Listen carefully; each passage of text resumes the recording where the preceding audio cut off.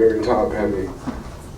The grassroots are growing and bringing with them a great deal of information, a great wealth of knowledge, and people should become more educated on medical marijuana because it does affect us all. Dennis Perone, we may all know, was quoted in Time magazine as under his picture it said, "All use is medical use." And we may remember that his club was shut down about 30 days after that. I'm not here to say that. In my experience, I'm severely ill, and I'm trying to make and show and clearly convey the distinction between medical and recreational use is absolutely necessary. And the group is now just called Lifeline, and we're going to speak more about that tomorrow in the panel about dispensaries. Here I'm just trying to speak a little bit about the developments that I've experienced in Seattle. But the patients in, as I said, the patients in Lifeline and Green Cross and other groups and other patients that are not affiliated with groups, many of them are very severely ill. I personally have lost over 20 patients in the last 5 years from my group. So this is not about a party.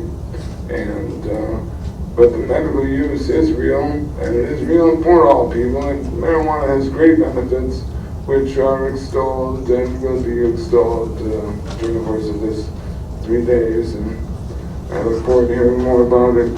I personally have my own story to say. I've written this book, and I'm going to reissue a better edition in the next year or two. And now, as Dominic said, I also have a DVD available, which is called The Miracles of Marijuana. And it's a series. I only have the first issue out as of yet. But it discusses the serious side of medical marijuana and the state of marijuana in Washington today. And the last thing I wanted to share, which is very recent, a number of attorneys have helped me to start a group called the Washington League of Patients. Up until now, I've been supporting and supported by a group of medical marijuana people who are very supportive of this issue just as a matter of survival. But there's too much work to do. There is not, I'm afraid, the huge swell of support in Seattle. There's not a publicization of this issue. I'm saying the issue is not out there. There is no information available. There is .net. That's a great benefit, and I'm very happy to be a part of that with CannabisMD.org, and there is a great nexus of supporters who are going to tell you much different stories, I'm sure, than myself. My own experience is simply trying to survive. Patients who need the medicine and they need to be left free to enjoy or survive what is remaining of their difficult lives.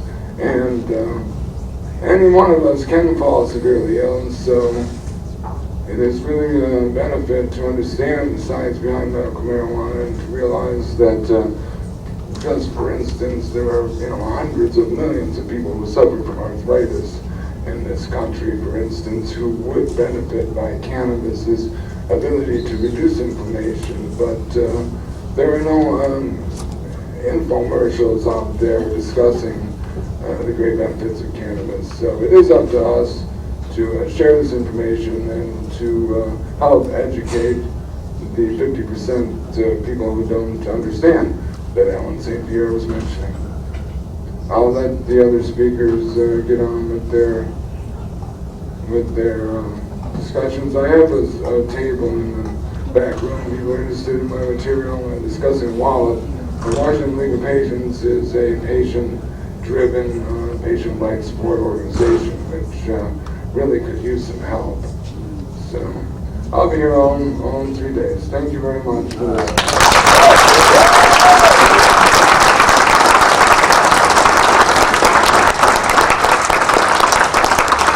So thank you, Martin.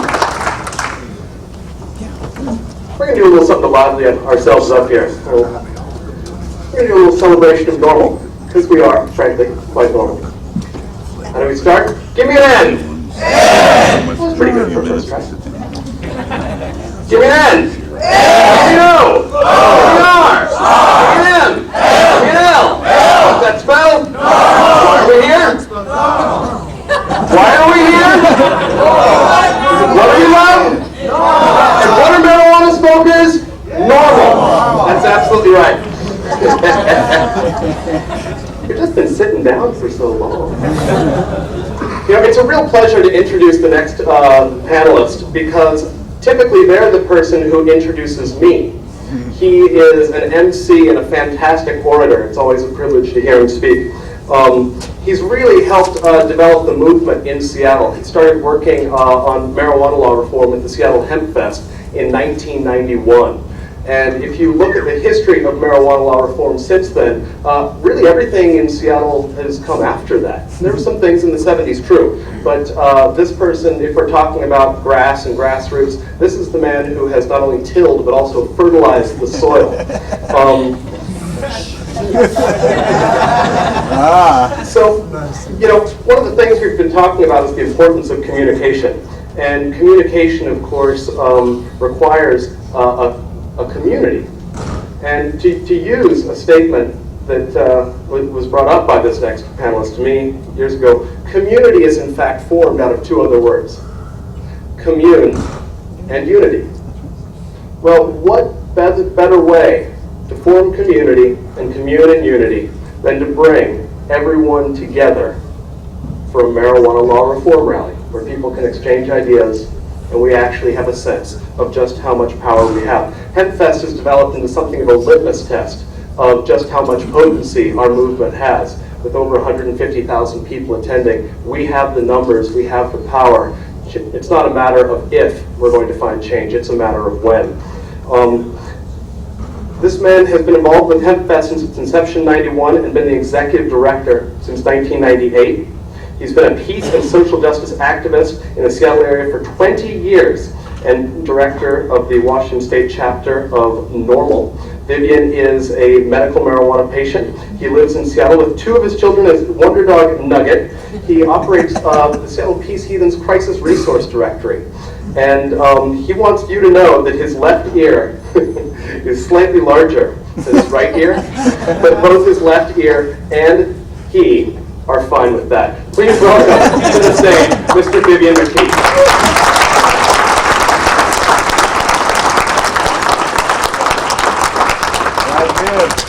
Thank you, Dom, for that generous introduction.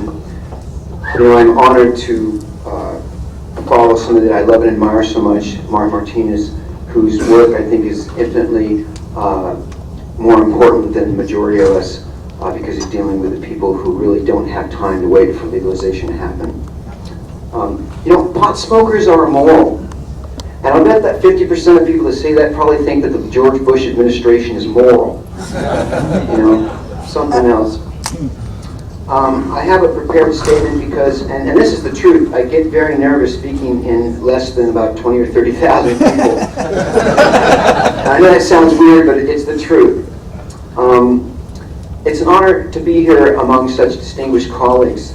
I barely feel qualified to be up here considering the groundbreaking work and advocacy for NORML that so many of you in this room have been actualizing. And I doubt that I have much to offer you that you don't already know, but I do have a unique perspective, and it's that which I hope to share today. Before I begin, I want to say I'm a little self-conscious being in San Francisco and speaking about the Pacific Northwest movement because groups like ASA and California NORML and all the other incredible groups have been such trailblazers and normalizing medical marijuana and marijuana smoking in general to a degree that I don't think has ever happened. So I just want to give kudos to know that I am in a place that I realize I'm among some serious peers here. So I really want to give respect to the San Francisco movement, the California movement in general.